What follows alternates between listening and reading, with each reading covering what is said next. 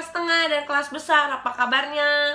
Nah, Cialing denger kalian semua udah naik kelas ya. Ada yang naik kelas 5, ada yang naik kelas 4, ada yang naik kelas 6, ada juga yang udah lulus SD-nya. Nah, adik-adik, hari ini udah hari Minggu lagi. Kita waktunya untuk memuji Tuhan dan mendengarkan firman Tuhan ya adik-adik. Nah, sebentar lagi kita mau dengerin firman Tuhan tentang Saulus dan Barnabas. Minggu lalu masih membahas tentang Saulus dan Barnabas juga. Hari ini kita bahas lagi lebih dalam. Kemana sih kali ini Tuhan Yesus mengutus Saulus dan Barnabas? Nah, sebelum kita mau dengerin firman Tuhan, kita berdoa dulu yuk. Tuhan Yesus, terima kasih Tuhan buat hari ini kami sudah boleh berkumpul, mau mendengarkan firman Tuhan. Tuhan Yesus, terima kasih kami tadi sudah memuji dan memuliakan nama Tuhan. Biarlah Tuhan boleh senang dengan puji-pujian kami. Tuhan Yesus, terima kasih Tuhan, Kau yang berikan kami hikmat supaya kami boleh mendengarkan dan mengerti apa yang akan difirmankan pada hari ini Tuhan Yesus. Terima kasih Tuhan, di dalam nama Tuhan Yesus. Haleluya, amin. Nah, adik-adik, sesuai yang tadi aku bilang di awal, kalau kita hari ini masih mau mendengarkan cerita firman Tuhan tentang Barnabas dan Saulus. Sebelum kita mulai, aku mau minta tolong kalian sebutin satu nama negara selain negara Indonesia. Coba. Nah, kalian pasti tahu dong negara apa selain negara Indonesia. Banyak ya adik-adik ya, bisa ada Singapura, Australia, Jepang, Korea, Amerika. Nah, banyak beberapa orang yang pergi ke luar negeri bukan cuma untuk liburan, tapi mereka melakukan pekerjaan atau mereka lanjutin pendidikan, kayak mereka kuliah ke luar negeri, atau ada beberapa orang juga yang pergi ke luar negeri untuk memberitakan firman Tuhan. Nah, hal-hal yang tadi tuh yang memberitakan firman Tuhan ke luar negeri itu dilakukan oleh Barnabas dan Saulus.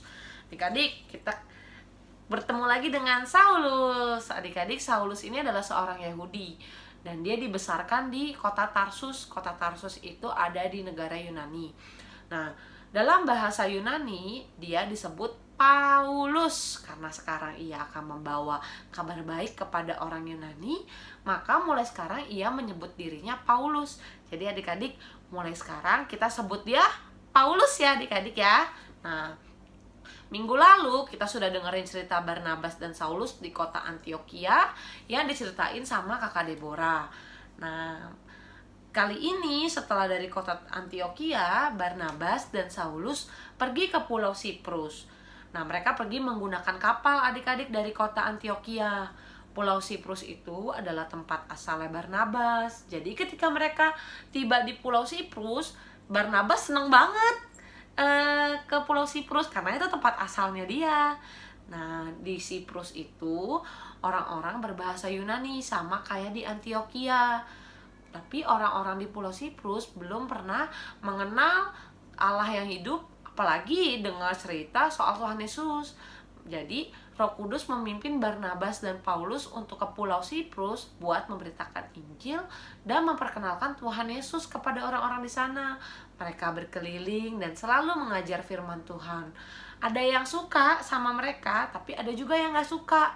Tapi Barnabas dan Paulus tidak pernah takut karena mereka percaya sama janjinya Tuhan Yesus kepada murid-muridnya, bahwa Tuhan Yesus akan menyertai kita semua senantiasa sampai dengan akhir zaman, dimana Tuhan Yesus akan selalu menyertai kita sampai Tuhan Yesus datang kedua kalinya. Nah, adik-adik, Barnabas dan Paulus ini mengelilingi seluruh pulau Siprus sampai mereka tiba di kota Pafos. Kota Pafos itu tidak sebesar kota Antioquia adik-adik, tapi kota Pafos adalah kota terbesar dan kota terpenting di pulau Siprus. Kantor gubernur juga ada di kota Pafos. Nah, yuk kita kenalan sama Bapak Gubernurnya Pulau Siprus yang berada di kota Pafos. Bapak Gubernur ini bernama Sergius Paulus dan dia mendengar tentang Barnabas dan Paulus yang menceritakan firman Tuhan di Pulau Siprus. Nah, dia memanggil Barnabas dan Paulus untuk mendengar sendiri ceritanya mereka. Nah, tapi dengan senang hati nih Paulus dan Barnabas datang ke kantor Pak Gubernur. Karena kalau Pak Gubernur ini jadi orang Kristen, pasti bakal lebih mudah untuk orang Siprus percaya kepada Tuhan Yesus. Adik-adik, tapi ada satu orang laki-laki yang bernama Elimas. Elimas ini bekerja untuk Bapak Gubernur. Elimas adalah seorang Yahudi, tapi dia tidak menyembah Tuhan. Dia ini adalah tukang sihir, adik-adik. Tukang sihir itu suka memakai kuasa iblis untuk menolong orang lain. Dia tuh gak suka sama Barnabas dan Paulus yang datang ke kantor gubernur, karena dia gak suka. Karena Barnabas dan Paulus itu memberitakan Injil kepada Bapak Gubernur. Dia tuh gak suka.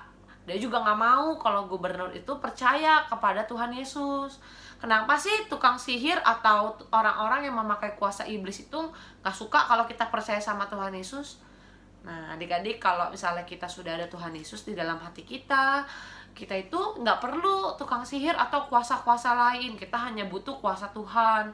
Nah, Tuhan Yesus yang menjadi penolong saat kita kesulitan, yang menjadi penghiburan saat kita sedih, yang menjadi pemberi kesembuhan saat kita sakit. Nah, Elimas tuh tahu soal itu. Dia tuh tahu bahwa Tuhan yang akan menolong kita saat kita sulit, saat kita sedih. Nah, jadi dia tuh gak mau kalau Bapak Gubernur percaya sama Tuhan Yesus, karena dia tuh takut kalau Bapak Gubernur udah gak butuh dia lagi nanti. Nah, dia langsung menghalangi Barnabas dan Paulus untuk memberitakan Injil kepada Bapak Gubernur.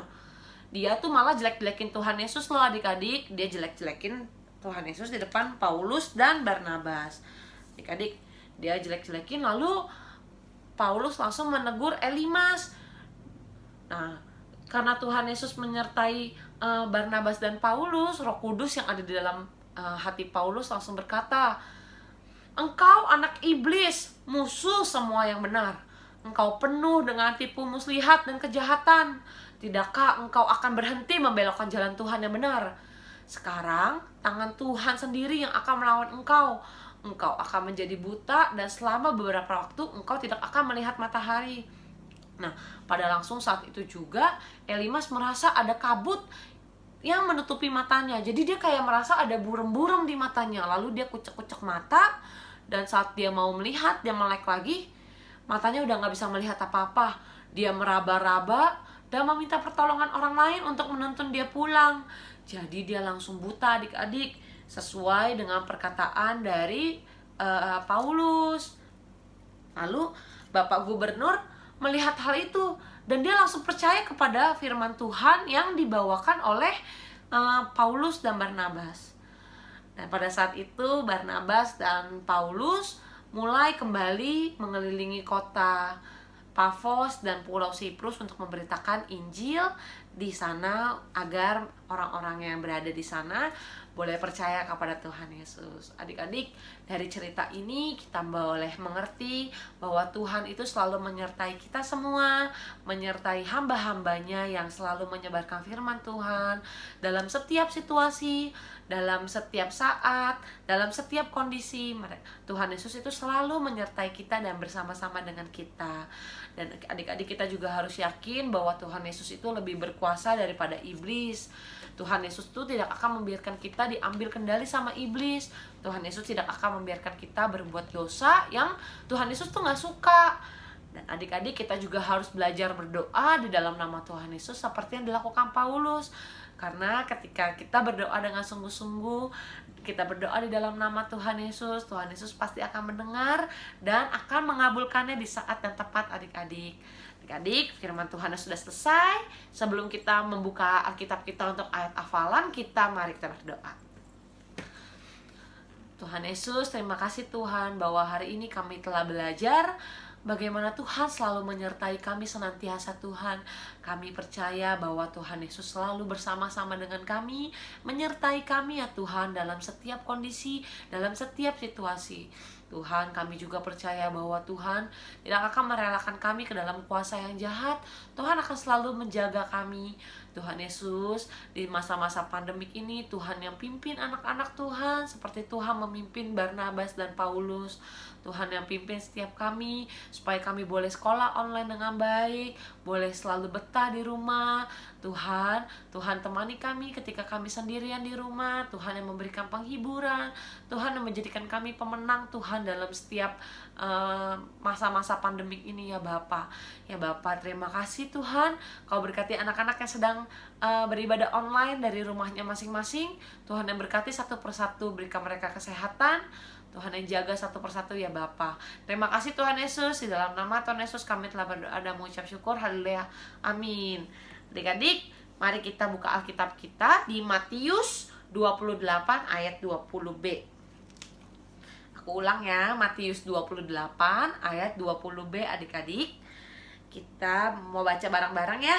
Dari dan ketahuilah ya, dari dan ketahuilah. Oke? Matius 28 ayat 20b. Dan ketahuilah aku menyertai kamu senantiasa sampai pada akhir zaman. Sekali lagi adik-adik. Yuk 1, 2, 3. Matius 28 ayat 20b. Dan ketahuilah aku akan menyertaimu senantiasa sampai kepada akhir zaman. Adik-adik, ibadahnya sudah selesai. Selamat hari Minggu. Tuhan Yesus memberkati. Dadah.